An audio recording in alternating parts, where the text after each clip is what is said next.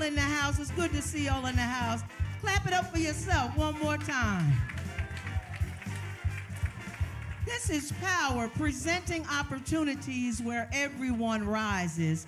We offer this outreach every second and fourth Wednesday of each month. We've been doing this since February, and some of your faces look so familiar, and I'm glad you've been with us all of these months. Clap it up one more time for yourself.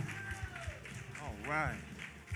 We want to thank our partners that make all this possible. The Joyce Foundation. Yes. Northwestern Medicine. University of Chicago. All right. United Way Metro. And the one and only Bright Star Community Outreach. Yeah. Now, I need your help. I need your help. What you need? I need everybody that has a phone. Mute your phone. Yes, please do that.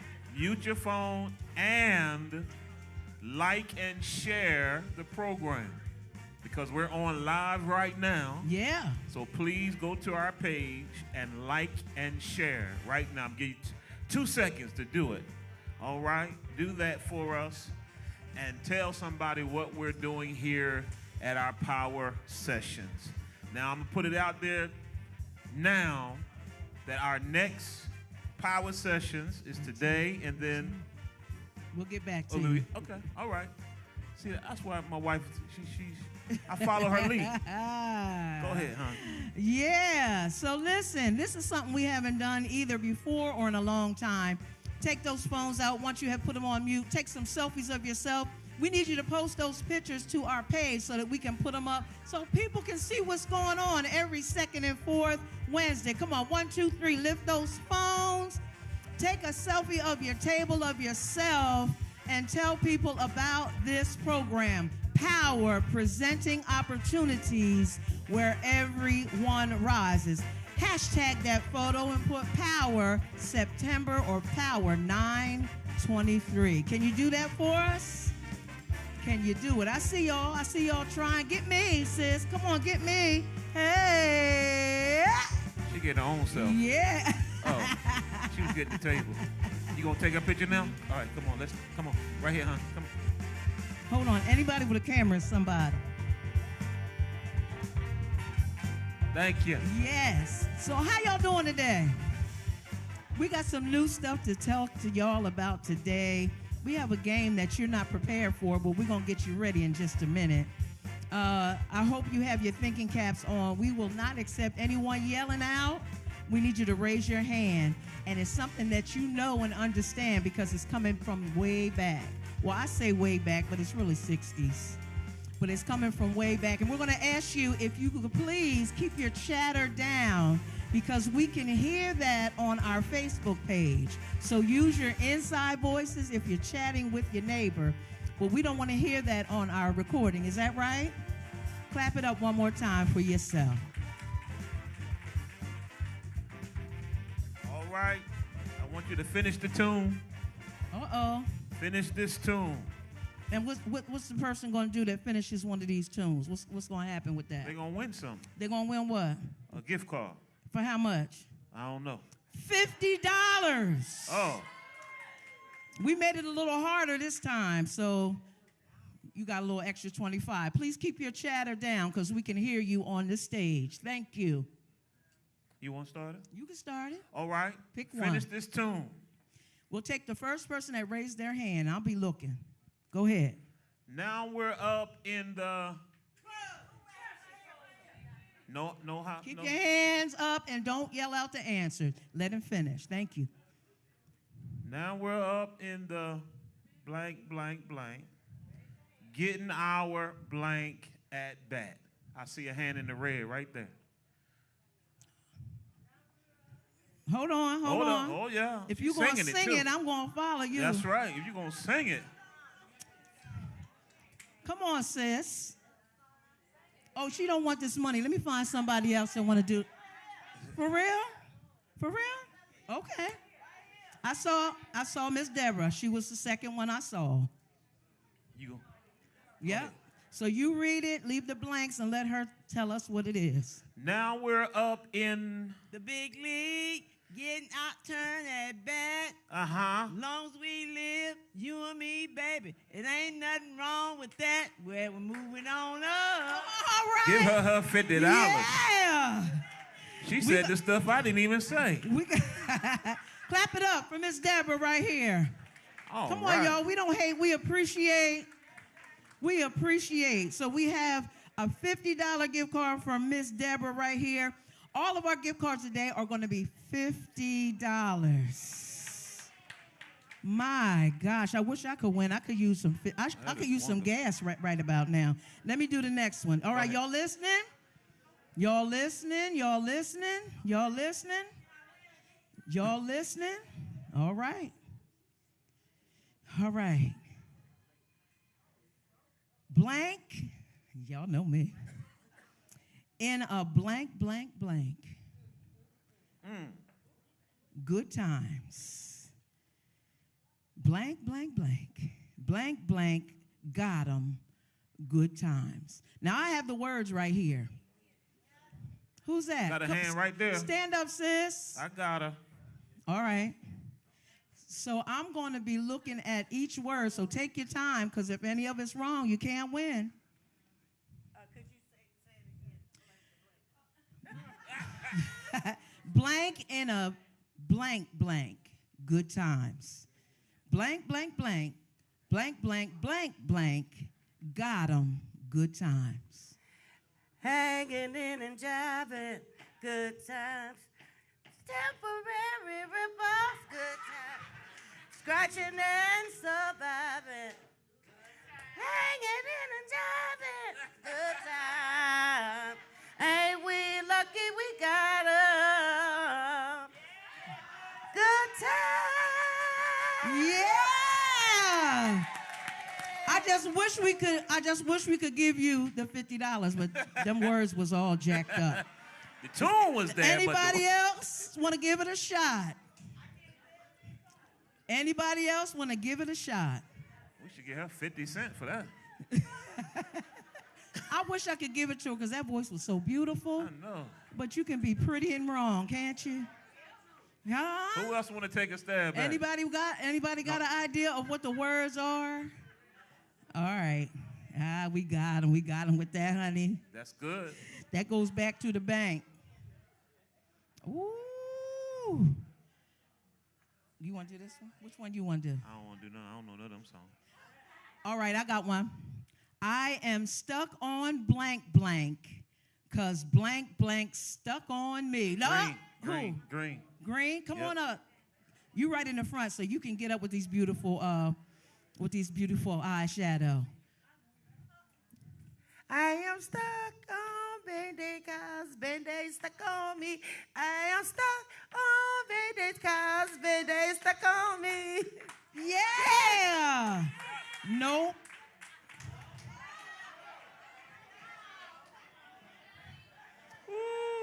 Mallard. Y'all some beautiful singers. I hope you sing in your church choirs because they need voices like that. You want to try it? I am stuck on Band-Aids because Band-Aids stuck on me. Nope. Anybody else? Anybody Right else here, stuck on Band-Aid? She give it another stab. You want to try? You want to give it a stab? Go ahead. I am stuck on Band-Aid brand cause Band-Aid stuck on me. Yeah. Now you got it. Now she won. Come on, clap it up. I am stuck on Band-Aid brand because Band-Aid stuck on me. Yeah, clap it up one more time, y'all. Let's go to a video. Let's go to our Turn Center video. Have you been across the street at 44 South Evans to check out our 68,000 square foot facility where all of our, hold on, only one person at a time can talk now. Thank you. 68,000 square foot facility where all of our programming is being held. I'll wait for y'all. Okay, where all of our programming is being held. Take a look and see what it looks like. We'll be back. Our Our behavioral health department provides trauma-informed care to all residents in the greater Bronzeville and surrounding communities with a specific focus on culturally sensitive and relevant engagement with people of color. We are aware of the stigma related to counseling and mental health services and work tirelessly to normalize this sort of help. Our basic level of care is the helpline, where our team conducts peer-to-peer services. In a population that is predominantly people of color, it is often easier to engage with a peer and not a mental health professional. To date, over 12,000 calls have been received, and we have served 1,200 callers through our trauma helpline.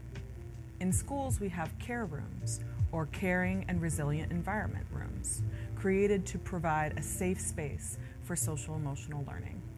We have seen an increase in school attendance, grades, and graduation utilizing this model. Our Choose to Change, or C2C program, is an evidence-based model used by CPS that BSCO is super excited about. Through Choose to Change and care rooms, we are able to positively impact 200 high-risk youth per semester. We provide a safe space for students, teachers, and anyone in the school family to discuss their feelings, emotions, and traumas. We track how our engagement encourages a decrease in truancy and an increase in grades and movement towards graduation. In Choose to Change, we specifically focus on at-risk students in order to encourage higher rates of engagement in school and graduation. Our highest level of care is the Family Advocacy Center, or FAC. 4,000 families have been served since its inception. This is where our clinical staff and counselors are situated to provide a direct referral line for their DCFS clients. As a result, 50% of our clients are DCFS involved, while the other 50% we are able to take referrals from the community. One of the benefits of this team is to provide consistent mental health counseling to a vulnerable population in an effort to keep families together. Lastly, our outreach, engagement, and marketing team is our ambassadors. They are tasked with informing our target population about mental health and wellness, making our community trauma-informed. We attend community events, but also provide groups meant to destigmatize and help people be more comfortable discussing mental health. Getting the word out to the community is our first line of defense in addressing mental health in our community. Our trauma awareness activities began in 2017 and have served over 40,000 residents. Black and brown people have a history of fearing mental health intervention. Therefore, BSCO endeavors to utilize the influence of faith and community leaders, as well as paraprofessionals, to remove obstacles and serve people that are often overlooked, marginalized, and vulnerable.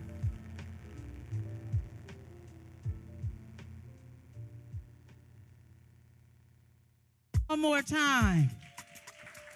Y'all sound full. I said, let's clap it up one more. Where my table beaters at? Where my table beaters? Let me hear ya. Yeah. That's what I'm talking about. We have our director of our parent university here with us. She has some exciting news. Next month is soon arriving. You can feel it in the weather.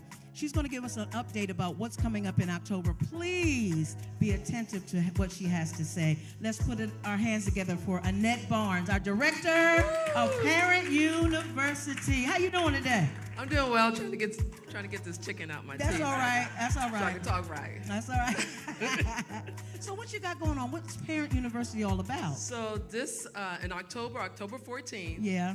We're going to be talking about higher education preparation. Ooh. We're going to be like talking that. about how you can find finances for your students who are going from junior high to high school, because some schools cost, right? Yeah, they And do. so you want to know, if there are any scholarships out there, or are there any grants out there, or even if my kids should even go to a particular high school, right?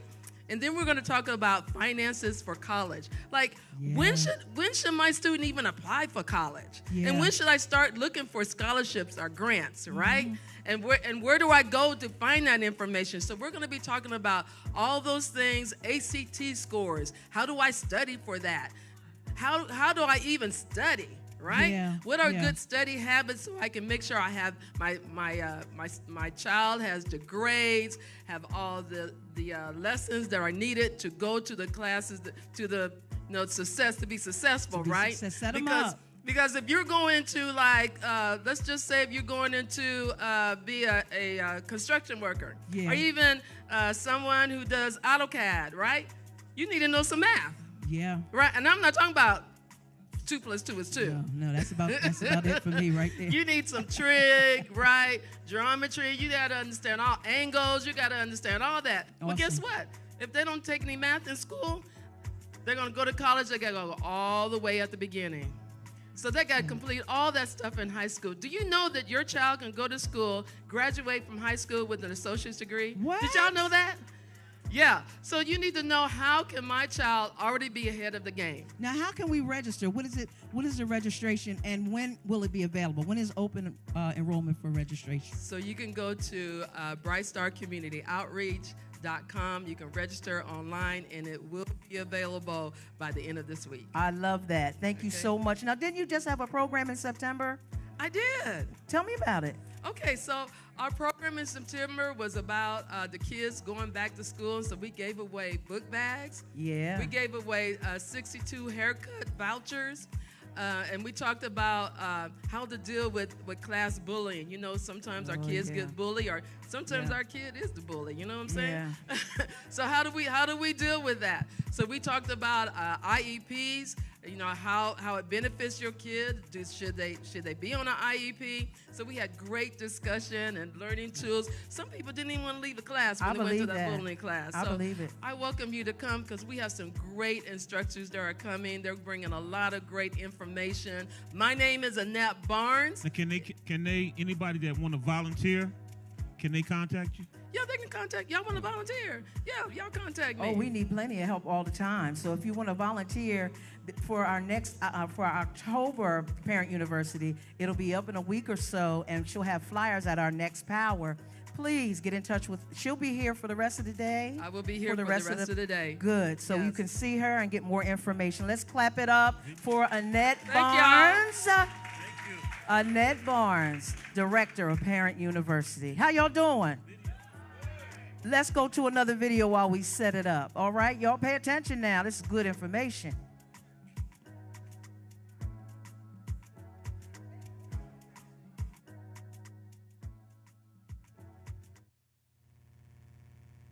Hey everybody, I tell folks all the time, you better stay ready so you don't have to get ready. Bless you, Pastor Mike. Listen, we here at the Turn Center, and can I tell you something? Something amazing happened on yesterday. We were able to host the Secretary of Transportation for the United States of America. Secretary of Transportation P.O.W.E.R stopped by along with our Congress people, along with all of our senators, our amazing leaders in the community on the political level, civic level, and the business level. I'm super excited about what we have done here at the Turn Center. And can I tell you, we're thinking bigger. We're thinking much broader. We're thinking what's next, what's now, and can I tell you, how can we change the trajectory that our community is on? Listen, we repurposed Carter G. Woodson School, a 68,000 square foot facility, and made it the Turn Center. TURN is an acronym for the Urban Resilience Network.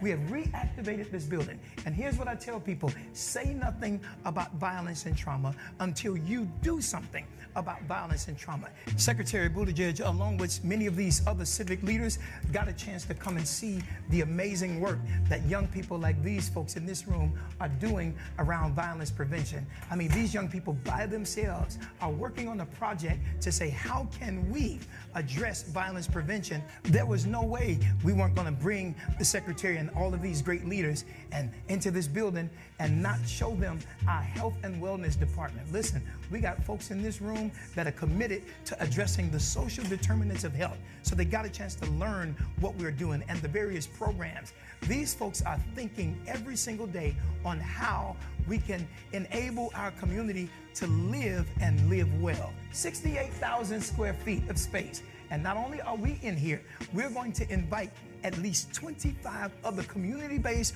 organizations that serve our community to come in this space with us. If you know a good program, if you know a good organization that's looking for space, tell them to reach out to us, because we believe that we are better together. We need your support.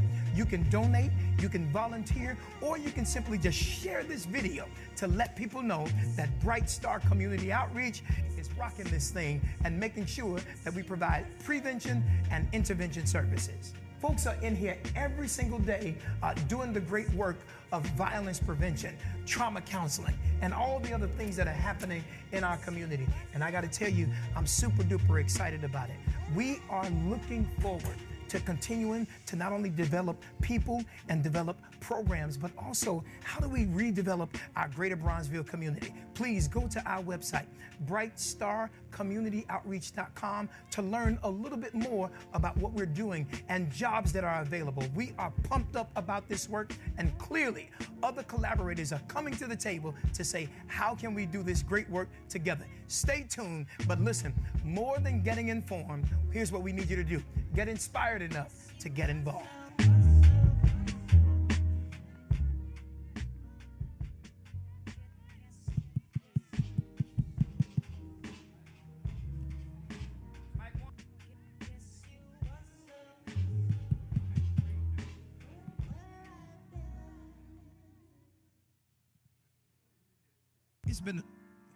It's been a minute since I've been up here. Power, make some noise up in here. Give me some more, Phil. Let me say it again. Power, make some noise up in here. I got a question.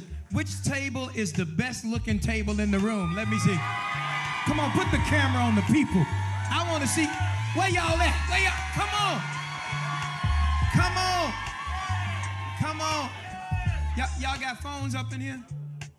Y'all got phones? Take them out right quick. All right, I hope it's a table full of iPhones. Samsung, where you at? My condolences to you. iPhone family, where y'all at? That's what I'm talking about. All right, listen, do me a favor. Clean your lens right quick and take a selfie. I like that. Or a rowie, or a groupie, or a table-y. What we gonna call it today? Whatever you want. I want y'all to take some, ussy, that's right. Take some pictures with your neighbor. And now listen, the one that's trying to hide, they trying to hide from the IRS. Get their ear. Get their ear. That's all I got to say.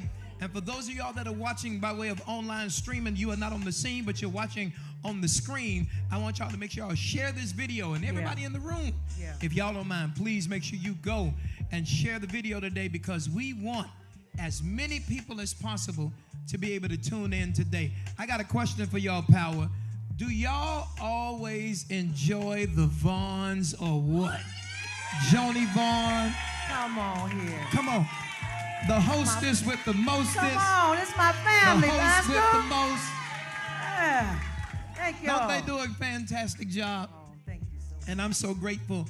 You know, I have a lot of things that tend to go on, and I don't always get the privilege to be up here with you all. And so today, I count it an honor, yes. Y'all let me hang out with, Yes, thank you. with y'all today, and so I'm so grateful. And another individual who's up here who also helps to lead our education department at Bright Star Community Outreach. I need y'all to go crazy. I've been knowing her since we were children, and right across the street, the Turn Center, you know, formerly Carter G. Woodson Charter School, Woodson South, that's right.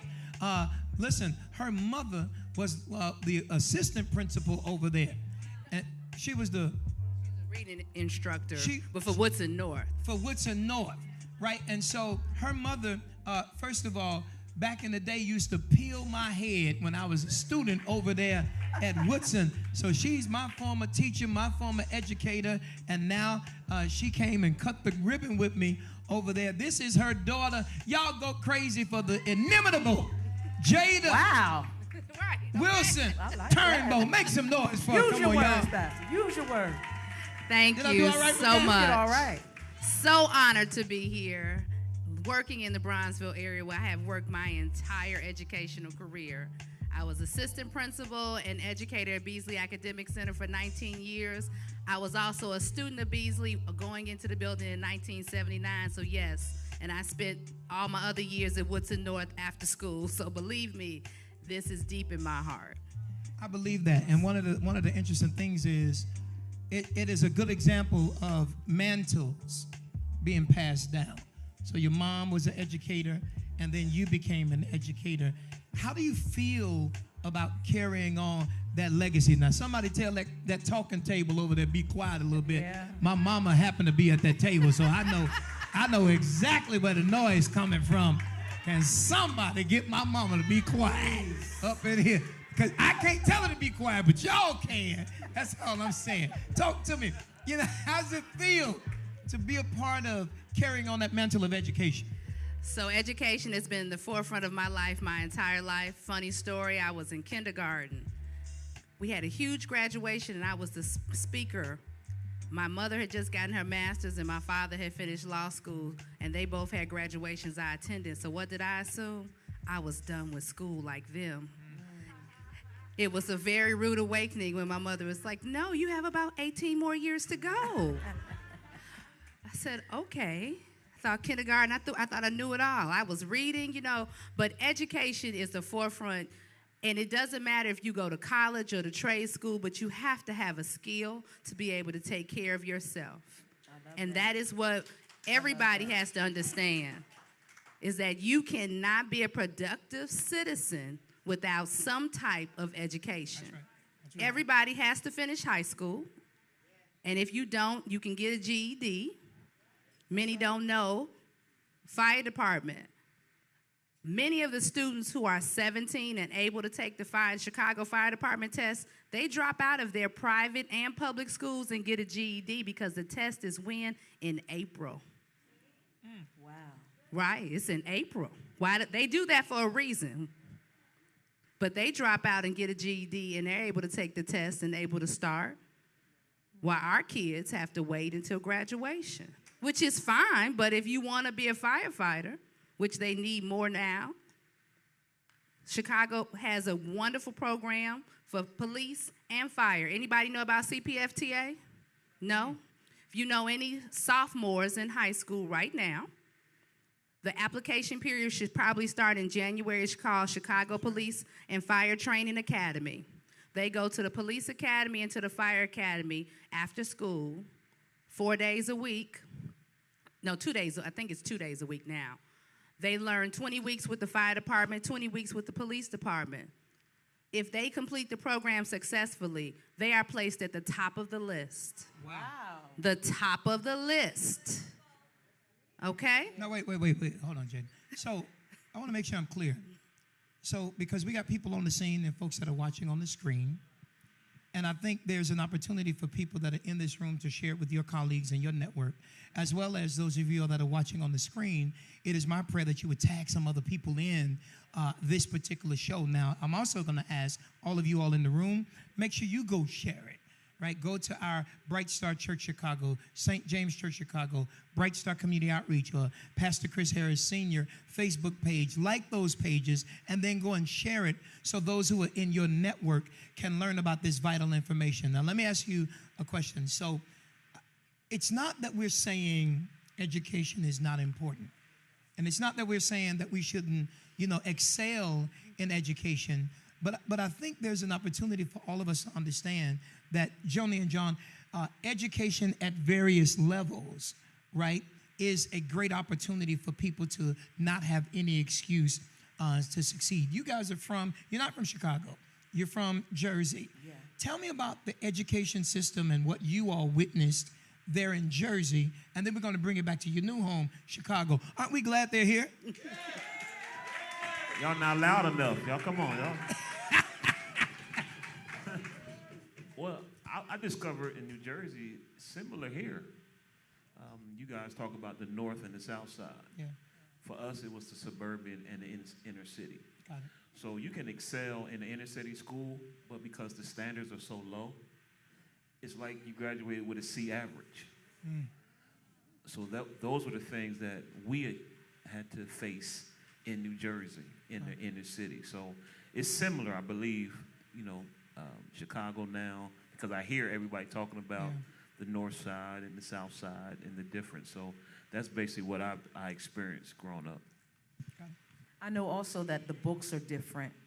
The books are not new. The books are used. The books are written in. The books are something that you have to blow dust off in the black communities, in the inner city. But if you go outside of the inner city, out into suburbia, that's what we call it, then they have nice libraries and they have access to all kinds of resources that should be available to all of us. And then once or twice a year, they have a book sale, and that's where a lot of our students, a lot of the inner city would go to get the books that were used from suburbia the year before. And we find out that a lot of the students are 2 or 3, maybe 4 or 5 grades behind suburban schools because the books are different. And then the college students, even in black colleges, Cheney University, for an example, had a book. I know when I was in school, I was in geometry, and freshmen in Cheney had the same book that I had. Now, I went to suburban school, so I didn't experience that, but they had the same book that I was currently using in high school. Joni, that just truly makes me nervous, frustrated on a lot of different levels, and I'll tell you why. When my children were going to school right across the street, Woodson, which was the school that I went to, I'll never forget the day that my son, Chris Jr., brought his book home from school. And I opened it up because he asked me to help him with his homework. And I opened it up, and what blew me away was my name was in the book. Wow. Wow. That my son was currently learning out of. Now, I want to be clear. Chris Harris' name, mine, was quite a few lines above where Chris Harris Jr. wrote his name to learn. And it said several things to me, Jada. First of all, they clearly don't invest in our schools in the way that they should. Secondly, they clearly have not updated or upgraded the systems of scholastic achievement that our children deserve.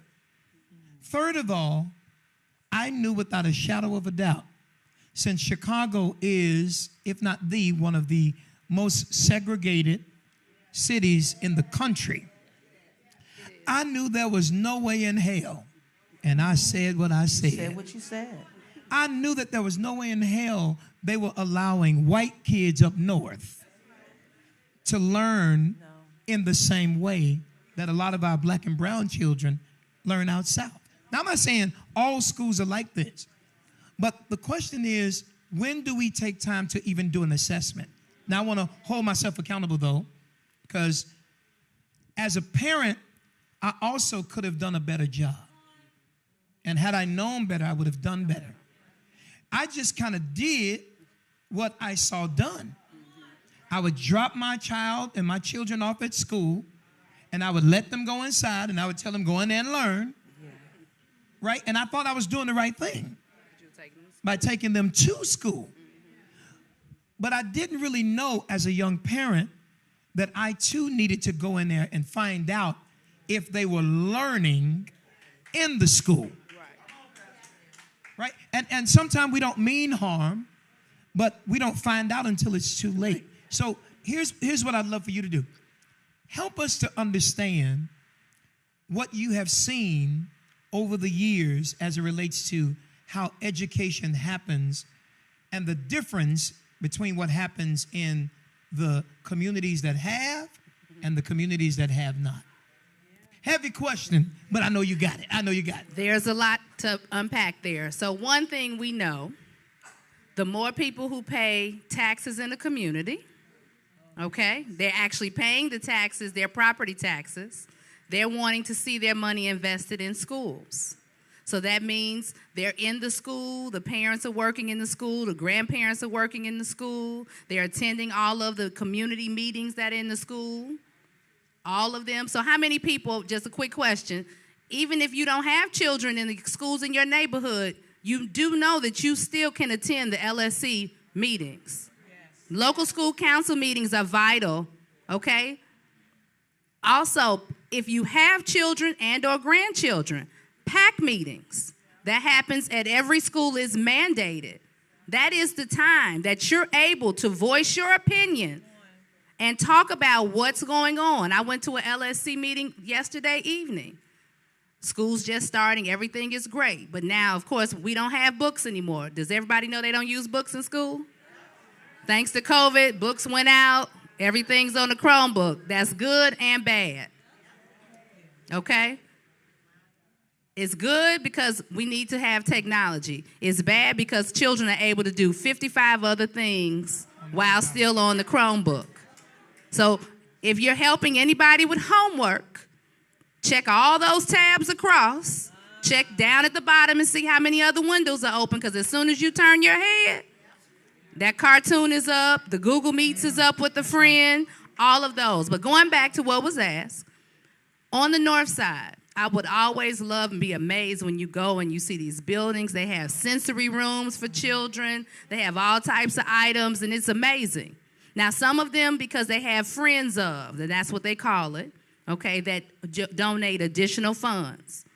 Even at Kenwood, they have friends at Kenwood High School. That allows them to have many other programs. But at the same time, the local school council is the biggest voice, because that is who hires the principal. That's who decides on the curriculum, and that's who votes on the budget. So when you're looking at the school and thinking that these children, you know, if they're playing and messing up your yard or doing anything outside, go to the school, find out when they'll call, look on the website, find out when those meetings are. Because if you're a resident of that area, it is your right to participate.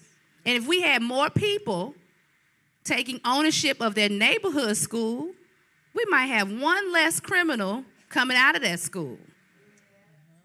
I'm sorry to say it. We also watch the news. The children are younger and younger committing crimes. It's true. So why is that? If you have grandchildren, they really, I used to love having the grandparents come and help, but you all have to understand we do have to have volunteer requests that go on now in CPS. But to go to the PAC meeting and you get an understanding of what's going on and be able to tell them what you're seeing, you know, it's vital. And it helps the schools. Well, let me say this, and I want to make sure everybody understands what that is. So LSC, okay. Local School Council, and PAC is Parent Advisory Council. That's right. Okay. And you got to know the difference between the two, right? And where you fit in and what you can do. And I think it's pretty amazing, you know, a lot of the things that you have seen and what we continue to see. Now, let me just come to the audience for a second. I want you all to just tell me, on a scale of 1 to 10, how would you rate school academic performance in the schools you are either connected to or you're aware of? That may be the school that your child goes to, school that is on your block. What do you think? Scale of 1 to 10. All right? Just call out the number, not the name of the school.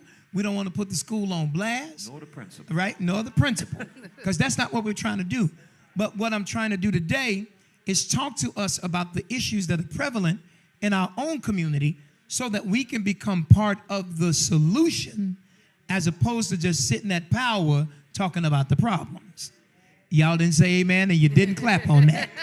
That's what accountability is. Because here's what I believe. Look at somebody right now better looking than you are. Come on, look at them right now. You see 3 of y'all won't look at nobody? Must be the sexiest thing in the building. Go look at somebody. Don't you be like that. Look that neighbor in the eye and say, neighbor, say nothing about failing schools until you do something about failing schools. Clap your hands if you love education in here. You got to do something. You got to be a part of it. You got to ask, what is my role? How can I be a part of the solution when I have identified the problem? What can I do? We're going to talk about that before you go today. I saw one hand. Scale of 1 to 10. 7. Anybody else? Come on. A 10. Excellent. A 5. A 10. Come on. 6. Anybody else? A 5. A 7. Come on. Anybody else? Want to call them out? Come on. A 9. What else? All right. Anybody else? Now. You got one over here. One more hand. A 1. All right. Anybody else? All right. Now, how many of you all can honestly say, and let's be honest, don't forget you in a church building. How many of y'all can honestly say, I don't even know. I just don't know. Raise your hand. Raise your hand. That's who I want to talk to. I want to talk to the people who raise their hand, and thank you for your honesty, who can say, I really don't know. Because what I'm hoping we can do is build an army of people who know. Because when you know better, you'll do better. Am I right about that? When you know better, you can do better. And I think, so I'm chairman of what's called the Greater Bronzeville Community Action Council. And that's all schools that are in the Greater Bronzeville footprint. What we call Greater Bronzeville is 67 South, 22nd North, Lakeshore Drive, Dan Ryan. How many of y'all live in that footprint? 67 South, 22nd North, Lakeshore Drive, Dan Ryan. Raise your hand real high. Let me see you. All right, excellent. Do you not know that there are enough people on the scene and watching on the screen who can help us, here's my goal, to make sure there are no empty seats in the LSCs of every school. The local school councils, let me tell you, in my partnership with Chicago Public Schools and other schools, what they say is, Pastor, we're trying to find local school council members to help lead the vision of the school, but we can't find the people. And I'm like, I feed them every other Wednesday. They sitting in the room every other Wednesday. And wait a minute, there are people who want to get involved, but they just don't know how. Hold on. There are people who want to get involved, but they just don't know how. Wait a minute. But there's another problem. There are also schools that really don't want a lot of LSC people. Right? Let's just be honest about it. Because they know, and here's what I tell people, if you invite me to the table, you're going to hear my voice. Now, I'm not going to come in and be a rubber stamp for you, but I am going to make sure that I hold you accountable. And that's what we have to do. And so I think all of you all who said, I really don't know, I want to invite you to join us in finding out what the state of our Greater Bronzeville schools are and beyond. Because some of y'all don't live in Greater Bronzeville, but we can connect you to those community action councils and say, how can you get involved there? Now, talk a little bit more, Jada, and educate myself, Bishop, Joni, on the role of an LSC. I don't want to move past that, right? You've experienced this, and also talk a little about the pros and the cons. Because I know people won't like when I say this, but they're going to go and get this work because I got the mic. If you are over a budget and you can't count, it's a problem. It's a problem. If you are hiring and you're responsible for hiring a principal, but you can hardly read yourself. If you are responsible for putting great leadership over our babies, but you are the worst parent any teacher has ever faced, then I don't think you understand the responsibility of your role. Talk to us about the power of LSCs and the responsibility that comes with it. So everybody knows that local school council was a state mandate, right? That's a law that was written because parents did not have control of their schools. So words matter, and I like to challenge words. How many of y'all knew that? All right. How many of y'all didn't know that? Raise your hand high. So I want you to notice what Jada started off with, which is one of the things that I think hinders our community. She opened up with everybody knows, and that is absolutely not true. Right? And there's this nice book that I tend to preach and teach out of. It said, we perish for the lack of knowledge. So what I taught you. Thank you, Doc. Thank you. He taught me that. That's right. We perish for the lack of knowledge. So everybody don't know. Right. So you just educated us. It was mandated by the state. Go ahead. So because of that, back in the late 80s, early 90s, for a couple of years, they were trying to fix to see what worked, what didn't work.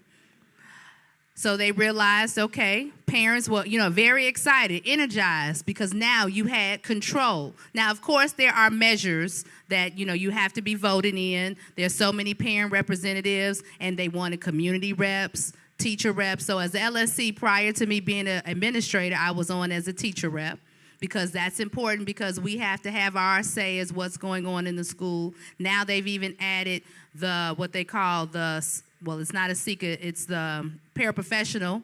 So that is somebody else that works in the building. And now also all of the students, not just in the high school, also in the elementary school. Okay, some elementary schools have not gotten that progressive because it's optional, but depending on the size of the school, some of them have. They're required to meet monthly. They can't vote on budgets or any placement of people if they don't have what's considered a quorum, which is usually 7 members out of the 10. There are, right now in our network, 8 schools that don't have active LSCs because they don't have people. Yes, it's a problem. It's truly a problem. They've also changed some of the principal evaluation because they were not getting parents the LSCs to complete the process. Principals are evaluated every year. They get a 4-year contract, but they have to meet certain parameters. If parents feel as if in the first year of their contract they're not doing what's necessary, they have meetings with who is the chief, and this network is Aileen Mason, sharing their concerns. The Office of Local School Counsel at CPS will also come in and have meetings. Now, sometimes, yes, it's a personality issue and has nothing to do with what the principal's doing other than they don't agree with the decisions. But sometimes, yes, we have leaders that don't follow the vision of the school. But who has to say so? The LSC. The LSC votes on the budget. CPS does student-based budgeting, which is really not fair. Okay, I'm just putting it out there since I don't work for them anymore. Thank you, Jesus. Thank you. Glad she worked for me. Thank you, Jesus. But student-based budgeting affects our African-American schools and impacts us negatively. It's based on every child in that building. Depending on the grade level, there's a dollar amount. So, for example, if there are 10 schools, if there are 10 students in a school, they give, let's say, $8,000 per student. Well, primary gets a little bit more than intermediate and upper. Not the specific number, but the idea. Correct, right? correct. So let's just round it up. So if you give $10,000 per student and you have 10 students in that building, then that's a $100,000 budget, correct? Correct. All right, so 10,000 times 10. Now, on average, what is the per pupil dollar amount for a school? Average. I know it's it hard. varies. It varies. It's so many different factors because it depends on how many special ed students, how many primary students, how many upper grade students are there. So that's a hard, and I haven't seen what the numbers are now. All right, so how many of y'all know how to Google? Do it right now. What's the per pupil? For CPS, right, you have to put in Chicago Public Schools. Come on, this is how we get information. Right. Come on, look it up. You can look up the per pupil cost, so it should come up. It should come up. So Chicago Public Schools per pupil cost for the budget. So that's important. And before we leave off this question, I need somebody to give us that answer. So when we talk about the budget and we talk about teachers, sometimes if we don't have enough students in the school, but you got the number? What's the number?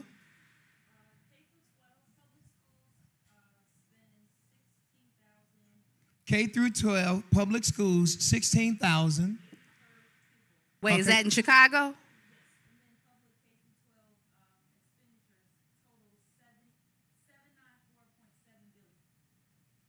But wait. Was that CPS though number or was that the state number? Okay. What do you have? Come on, who else got something different?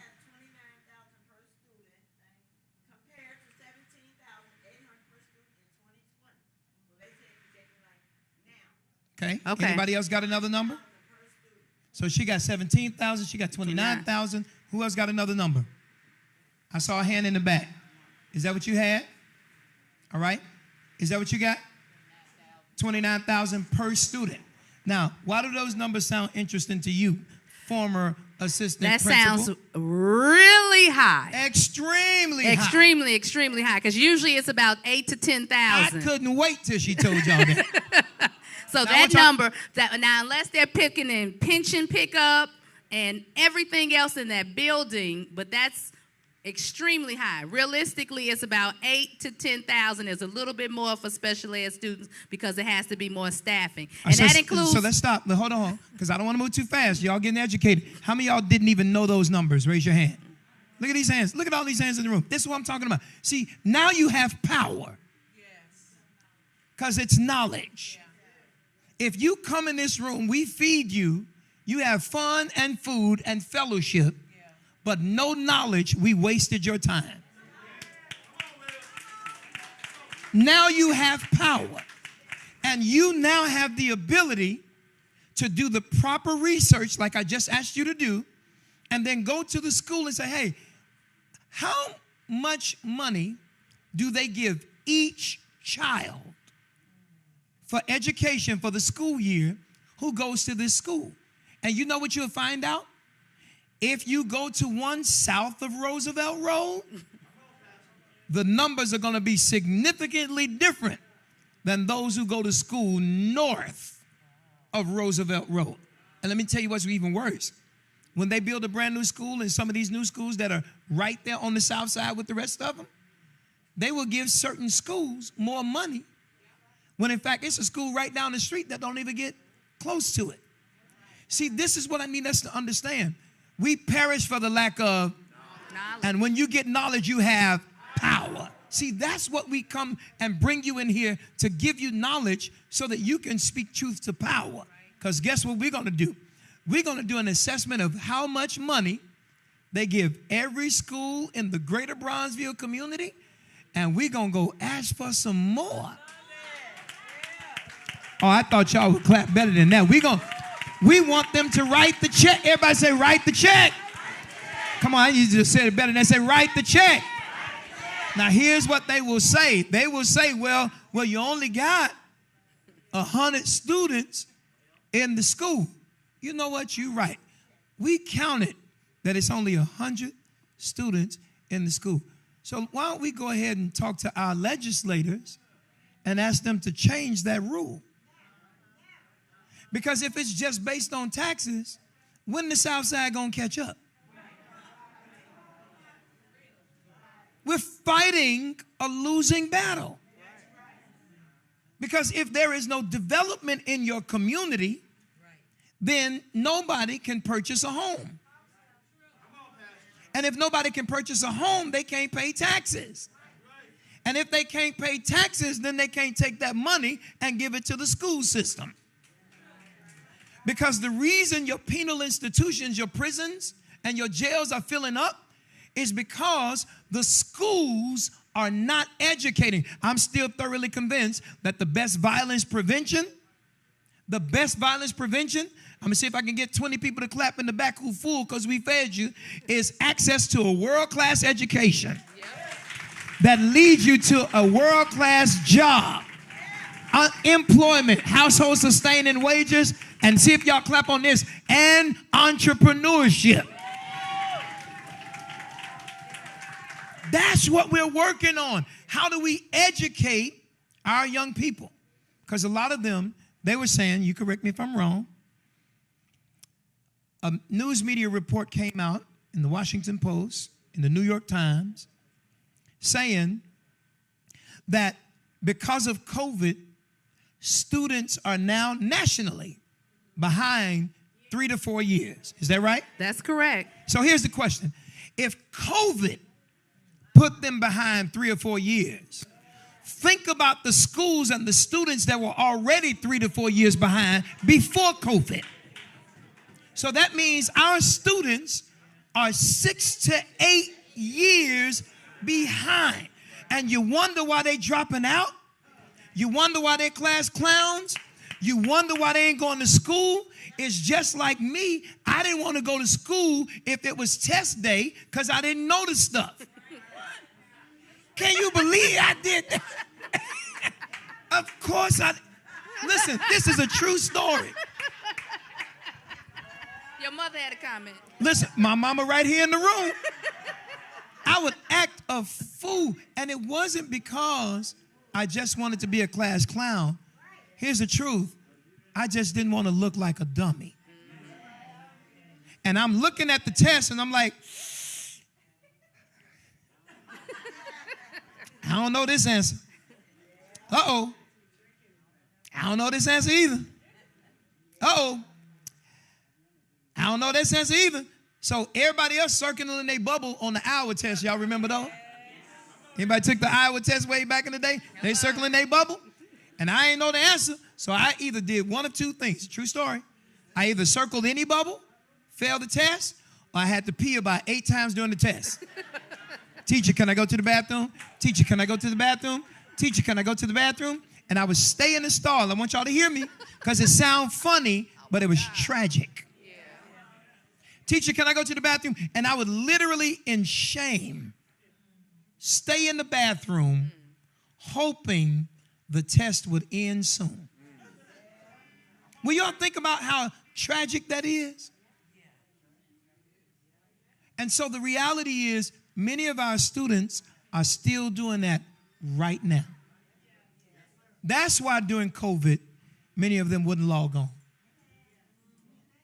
That's why during COVID, many of them got depressed.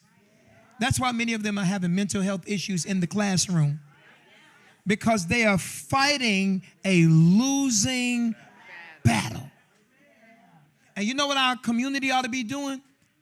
We ought to be clowning that these children not only don't have access to the kind of funding that gives the teachers and the principals what they need to educate them, but we also ought to be going crazy if every student in our community does not have high quality after school programming and tutoring. Oh my God, would you slap somebody a high five and tell them they need tutors? They need tutors. They need to. We ought to make sure that every single student in every single school has after school tutoring. Quality. Now, guess who they should not make a tutor? Me. I don't know that stuff. Now, here's what people would say. Well, you know what? They would call the average person like me a dummy. They would. That's really what they do. They label us.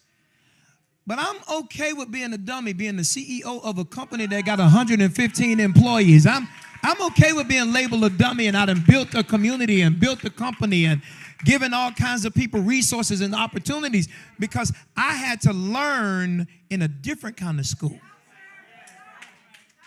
Since I didn't learn well in that school.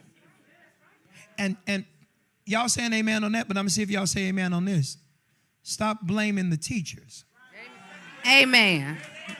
Amen. Oh, y'all done got quiet now. See, I didn't get one clap.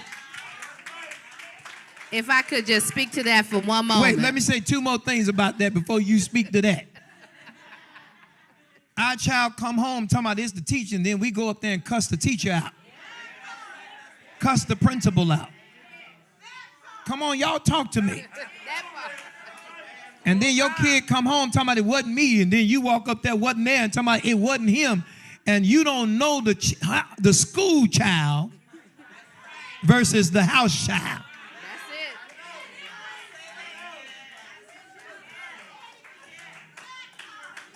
And we ought to fire every teacher that don't teach and just want to check. Y'all done got quiet right there. Because many of these folks don't look like our children and they don't care about our children and they have given up on our children. See, we got to be well-rounded in our discussion on what's affecting education. Talk to me. So when we talk about teachers, I was green, excited, going into classroom learning in a great learning environment. I have students that I've taught that are now teachers, and they are struggling. Why? Because they are being called everything but Miss Jones, Miss Brown, not by the parents, but by the children. Talk now. I can tell you, my last years in CPS, I had too many kindergartners telling me what I can do and where I could go, and it was not pleasant. So we don't hold our children responsible for their behaviors. And not only that, CPS is not holding children responsible for their behaviors. When we talk about a code of conduct, how many of you all realize now is the children's rights and responsibilities? They have more rights and responsibilities than anybody else in that building. That book, everybody needs to read, because this is also, unfortunately, why our crime is increasing, because in school is where you learn consequences.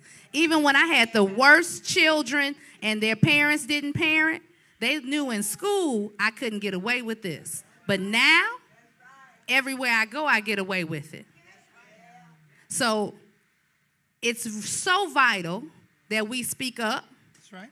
Watch the long board meeting that they don't want you to watch. Be participating in our neighborhoods, in our community schools, because we are losing teachers. Right now, CPS has over 1,200 classrooms with children in them and no teacher. No teacher. Now listen. No teacher. Let me pause it for a second. I want y'all to hear this. And this is important. What she's saying right now, and Christian, come on in. What she's saying right now is really, really important, because I'm going to ask you all to do something at your tables in just a moment. There is a very serious dearth of teachers, especially male teachers. In addition to that, black teachers. And CPS, 60,000 students. Mm-hmm. 360,000 students in about 600 schools. And in those schools are teachers. How many teachers are in the teachers union? I think about 30,000. Yeah, it's about that. About 30,000 teachers. And check this out. The vast majority of them are not black. While 90+% of the students are black and brown. So look at the cultural divide. Right? And I'm not saying that it just needs to be black and brown people educating black and brown kids, because I had some amazing white teachers. For one in particular, she was my first crush, Miss Kramer, right across the street. Remember, my mama sure remember. I love Miss Kramer. Miss Kramer was amazing and really, really took time with us. And I need you to hear this. There is a serious absence of teachers, and let me tell you what CPS is doing, but wait, out of desperation. They are putting people through short-term programs who never wanted to be a teacher, giving them a certificate, and then putting them in the room and saying, teach these kids. I got one better. This is true. Hear what we're saying. That's true. They are also, are you ready for it? They are hiring teachers from the Philippines. Administrators are looking at resumes from teachers from the Philippines. Now, how many of us have had phone calls and don't like talking to people who are not in America, unfortunately? Okay? So can you imagine, and when your child walks in that room, and these are people who have been educated in Manila, and they're bringing them here on a work visa. Listen to how serious that is. So when as administrators, I have friends who are like, I don't think I can do that. And I can't even get a video of you teaching. Because when customary, you want to see who's going to be in front of your children. We would go to the school and see them teach in their building. We'd have them come do a lesson for us before you get hired. And I'm going to be the bad kid. I'm going to be that one that's going to keep you on your toes. But when you're already coming to America from the Philippines and you got to learn about American culture, then African-American culture? It's tough. Let me say this. And if I was to defend CPS, if there was a defense, what do you do when you don't have a pool to pull from? Right. Because we got to be balanced in the fact that CPS is desperate. And what we need to do as a community is create, I'm not going to use the word pipeline, but pathways of young people from our community to go to school and have a desire to become an educator. And that's important. We have to find people who care about children and figure out how we can make sure that those empty spaces get filled. Now, today, I know you're traumatized. Thank God we have a trauma helpline called the Turn Center. 833, there's the number on the screen. All this information traumatizing you, 833, turn 123.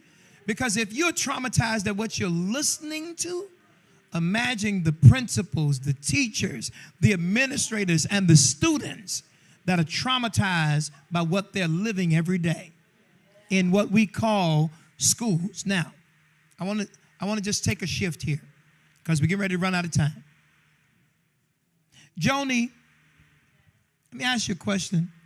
Do you feel, from your perspective, you've been working here now, you and John, you came in from Jersey, you're here now working at BSEO. What are some of the things you think and you've heard are missing? And I'm going to pass the mic around the room. And I want to see some of the things you all think are missing. But before we do that, what I want you all to do is Christian going to give us the little music that they be playing. And we're going to give y'all a minute to talk at the table.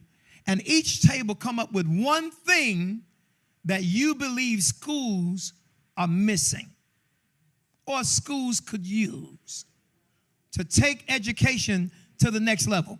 All right? So y'all got 2 minutes. The first minute, I want you to choose a captain at your table. Now, if they don't volunteer, volunteer them. Choose a captain that would speak for your team. Love it. And then you all will tell us what you think is missing.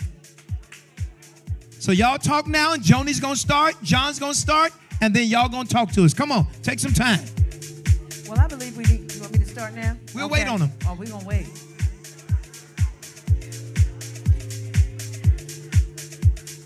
Those of y'all that are watching online, we want you all to do the same thing. Go to the chat right now and put in the comments what you believe is missing. Technology is missing. Blah, blah, blah is missing. This and that is missing. Come on. Say it in the chat. Say it in the comments. Things you think are missing. Y'all got 90 seconds.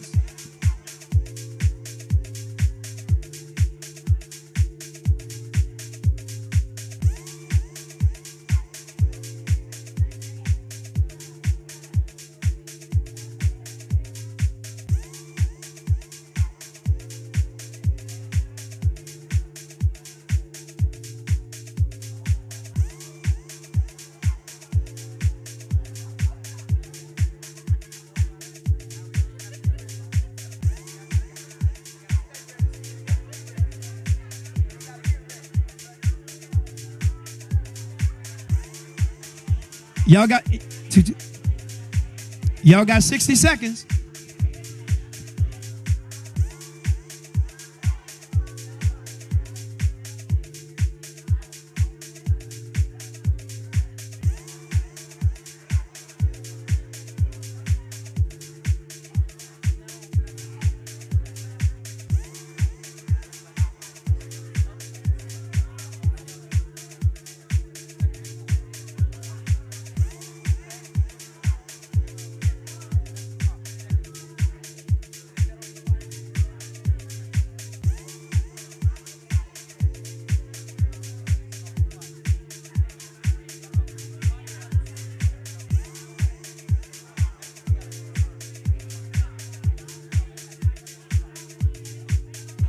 Y'all got 20 seconds. Keisha, give me the power flyer. Y'all got 20 seconds.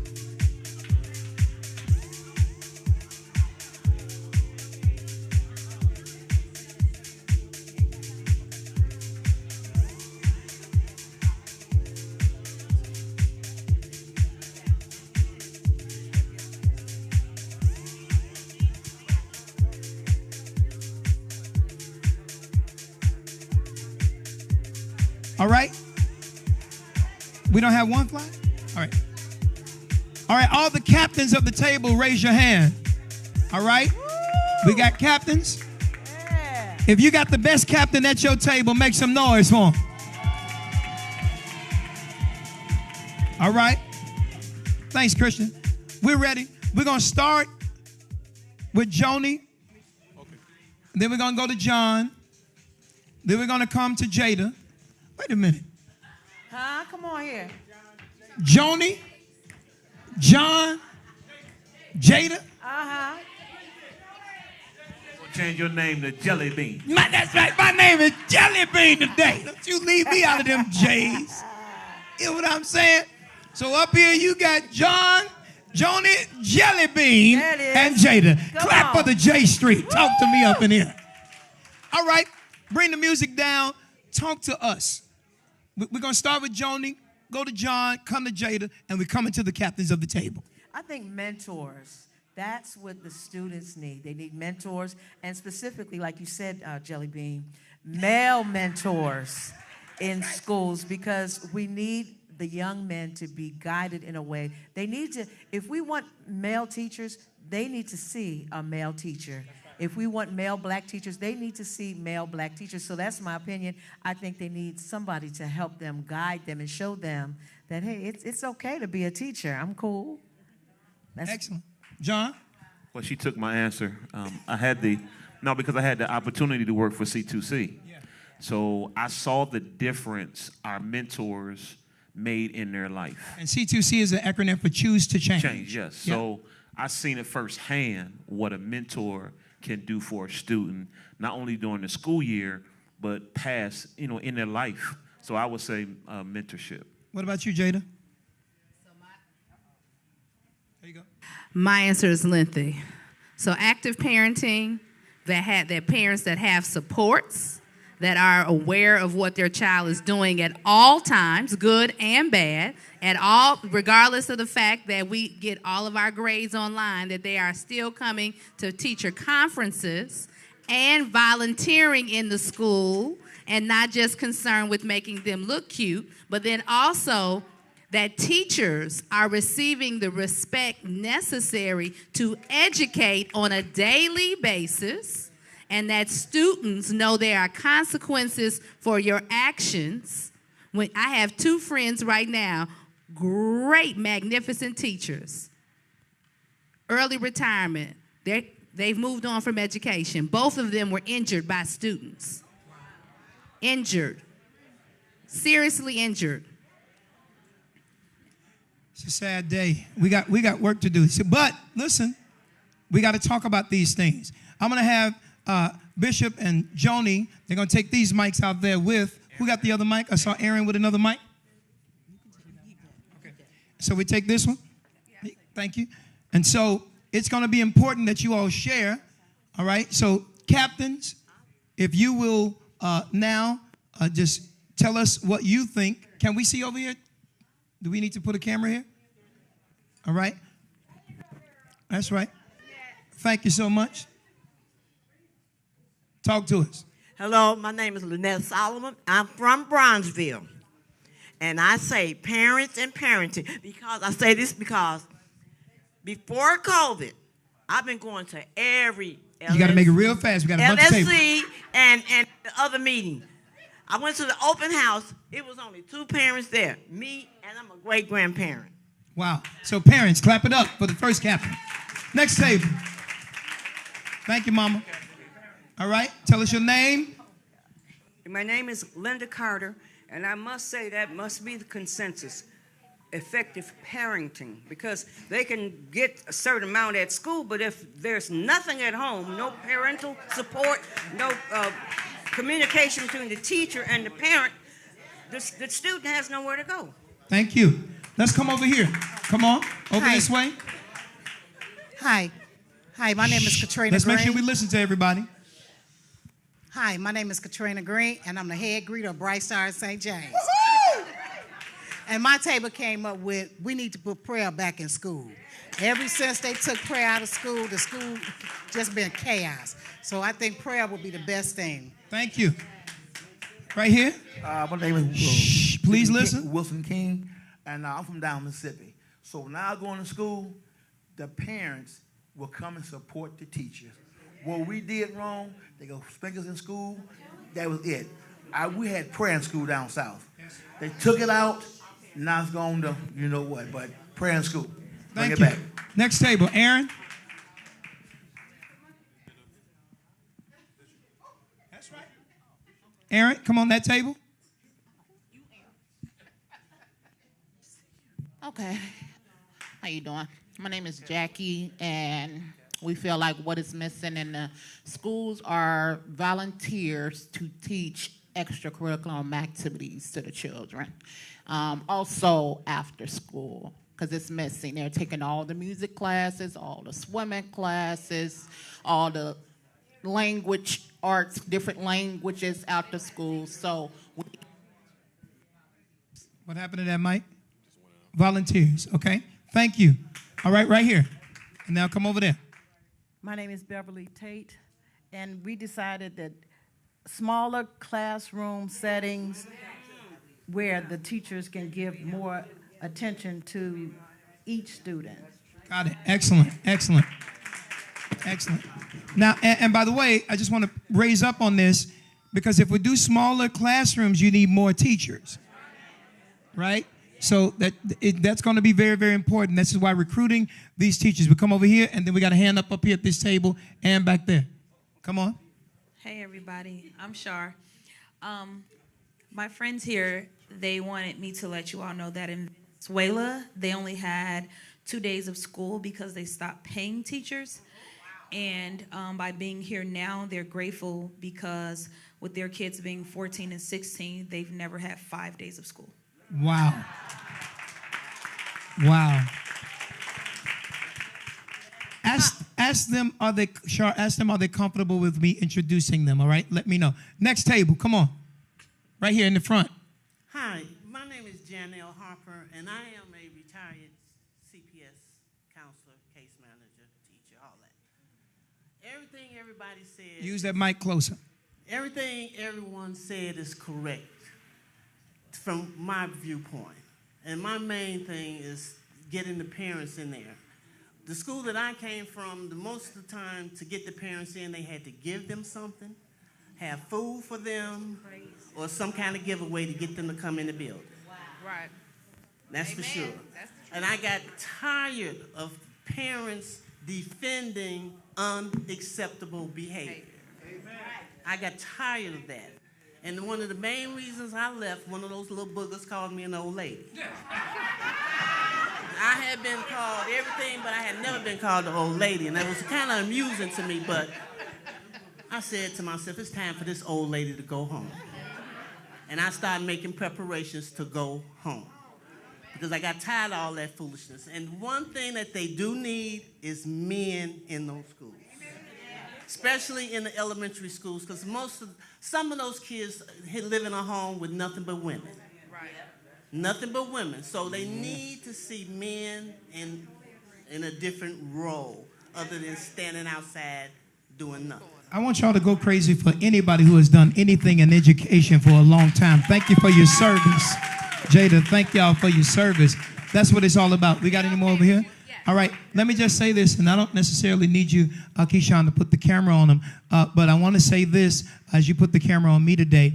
In this room, and the two individuals that you just heard, they just shared. Here's the reality. They shared that they are from Venezuela.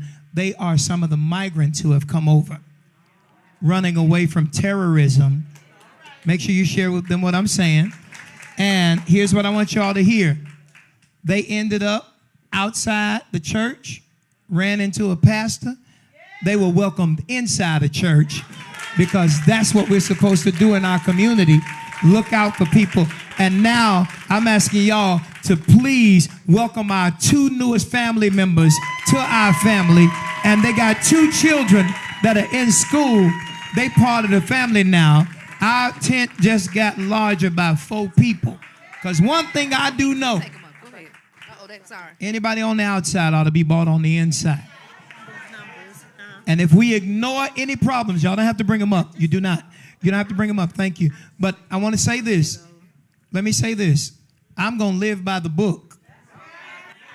Do unto others as you would have them. Clap your hands for the truth. I don't care who don't like it. Next. Hi, my name is Beverly, and I've only been in Chicago 2 years. I'm here with my children and switch that mic out real quick, John. I want to ditto what she said. It needs to start at home. It needs to start at home. You need a lot of loving and teaching at home. At home. And then in the school, we need to mentor. We need to mentor our children. Those guys, those young men, they need it badly. Badly. They need it. Can I ask you a question? What city were you from? Pardon me? Where were you from? You've been here 2 years. Washington, D.C. So did you see, y'all clap it up for D.C., that's right. Washington, that's D.C. East Coast, right? Because it's there, that's right. yes. So let me ask you a question. It's there Did you too. see some of the same issues there? Yes, indeed. That we're talking about here? Yes, indeed. Talk about that a little bit. Indeed. They need it. They need it there too. They're hurting. Children everywhere just disrespecting. Disrespecting you, us, you know, anybody. But you got some us who are in Christ. We need to still love them. That's right. We need to show it anyway. It'll hurt us.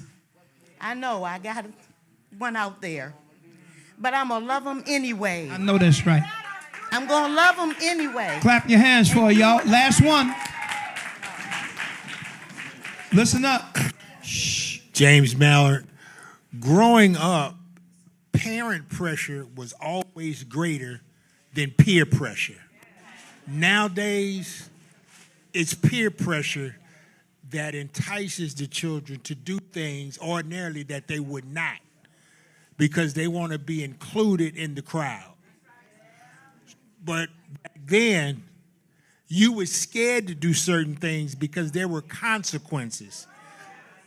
And you would get in trouble at school, and then your mom or dad tell you, wait till I get home, and you be ready to get into bed, and that's when they gonna come get you once you done took all your clothes off. And you gonna remember that next time because you don't want that same repercussions that you had the prior day. Excellent. Excellent. Y'all clap it up. Thank you for that.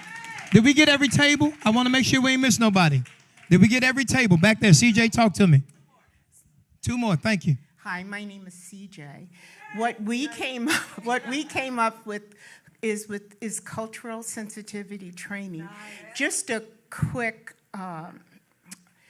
In Evanston, what they did was they took African and African American history, infused it in the curriculum. Those students who were part of that outshone their counterparts in all major classes: math, reading, science. You know what I think about as I'm listening, and I'll come to this last one. Hold on, Jeff. You know what I think about, and here's why I want to hold us accountable as we get ready to close. We got our last speaker. One of the things that I'm listening to in this room, and y'all know I love us, don't we? Is if we spend more time talking about what's wrong and not most of our time how to get it right. meetings turn into venting sessions as opposed to vision sessions. And what I want to hold us accountable to do as a team, as the P.O.W.E.R initiative, is to figure out how we acknowledge what's wrong, but turn it and make it right. And in this next session, we're going to come back the next session again, talking about what's our game plan. How many will show up for that? That's what I'm talking about. We got to have a game plan. And I think it's important because now we've had this discussion. We've stirred up all this emotion. Here's the question. What are we going to do with it? I'm excited. I got a vision for you, and I'm pumped up. Last one, Jeff. Right here, Pastor. I'm Executive Pastor Jeff. This man clearly was in the Army and has served, is in the Army. Would y'all thank him for his service? Come on. Yep, I'm done with that. Okay, so what we're talking about here at my table, we were talking about technology. You know, the world is moving so fast, and a lot of our students are going to be left behind with technology. I graduated high school in '82.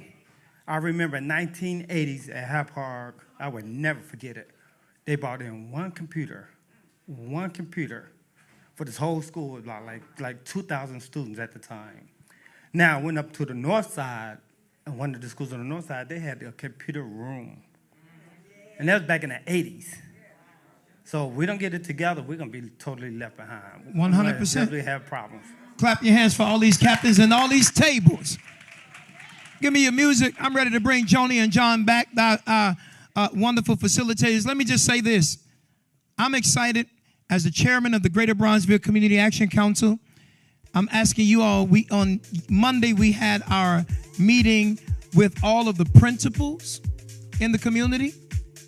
And in October, we're going to talk to all the teachers. In November, we're going to talk to the parents. And in December, we're going to talk to the LSCs, PACs, and CBOs, community-based organizations, and faith-based organizations. But while they're in the breakout rooms, in the big room, the Greater Bronzeville Community Action Council, of which I'm the chairman, we're going to have these kinds of conversations. And I need y'all to show up. And we're going to show up for our children. We're going to show up for these students. We're going to show up for these principals and teachers. But most importantly, we're going to show up for our community. Thank y'all for showing up today. Love y'all so much. Clap it up Come for Joni on. and John. Come on, put it together for our CEO. Where the table beaters at? I don't see y'all in here. Yeah. Thank you. Thank you, Let's say Pastor bye. Harris. Thank you. Can y'all do me a favor? Can we just look at a camera, wave our hand, and tell those online we'll see you next time? All right, all right. Yeah. Let's clap it up one more time. Who wants to win this money? Let me see.